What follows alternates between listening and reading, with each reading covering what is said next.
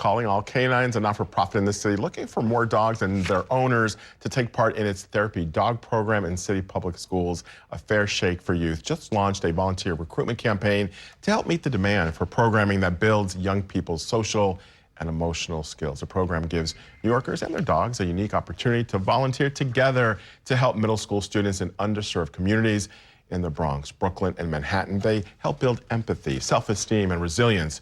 Joining us now is the founder of A Fair Shake for Youth, Audrey Hendler. Great to have you with us. I'm delighted to be here. Thank you for having me. 15 years, we should point out, celebrating a 15th anniversary. We'll start there. What does that mean to you to reach that milestone of doing all these amazing things with dogs in city schools? It's really amazing to think of how many kids we've impacted over the years. Almost 4,000, and that the ones that we worked with at the beginning are adults now.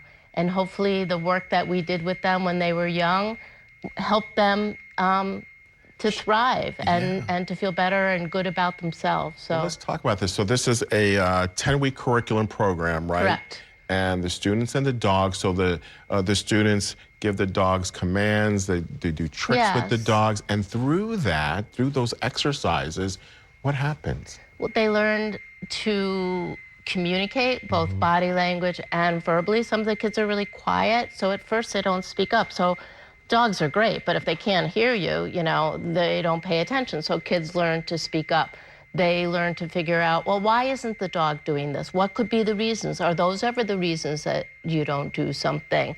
They learn to build a relationship built on trust. Some of the kids come in and this dog is big and that's scary. And then they learn that the dog is a big mush.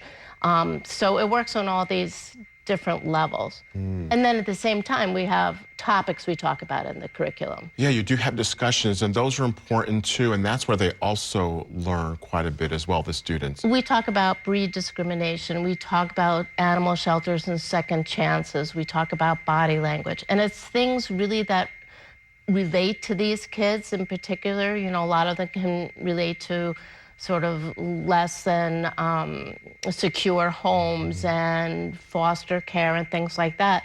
But they see how a dog can overcome some of those challenges and be amazing. Yeah. And so we don't have to say, we work with middle school kids because they're young enough, but they're old enough. We don't have to say to them, see how this relates to you, you know, they get it. So it's a way, it's social emotional learning, but we use the dogs. Amazing. And so you're so successful, you need more dogs, more dog owners to take part. More dogs. So really, and you know, it runs the gamut the type of dogs that are involved in this program. You say they need to be therapy dogs. So if I bring my dog to you, you have to assess whether or not it could be a part of the program. Describe what you have to really go through. Our dogs are therapy dogs because therapy dogs are highly social. They love people. They're good in new situations. They are confident. Like if the bell rings, we're in school, it's not that they don't hear it, but they don't say, that's it, I'm leaving, or start barking, right?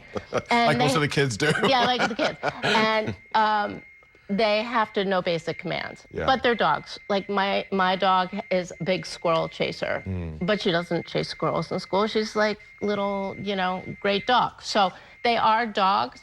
So you would bring it to me, or you would talk to me on the phone, and I could say, yeah, it sounds like your dog would be great, or you know, I think your dog is happier on the couch at home or with you. And then there are two organizations in New York, Pet Partners, which is the largest national organization, and I'm an evaluator for them.